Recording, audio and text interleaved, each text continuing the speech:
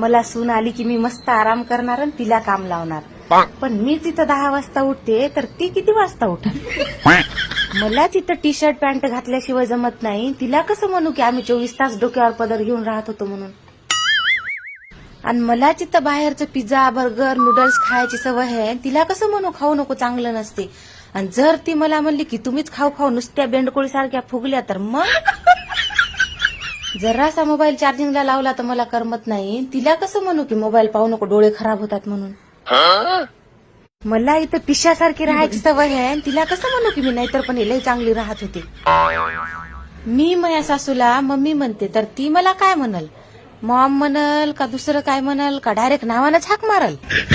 मी सासू मला पाहायला आलती तेव्हा म्हणली होती पुरणाच्या पोळ्या बनवून दाखव. मी तिला पाहायला गेल्यावर काय म्हणू रील बनवून दाखव. आमचं लईच अवघड झालं रे देवा. सासूला उलट बोलता आलं नाही सून बोलू देणार नाही.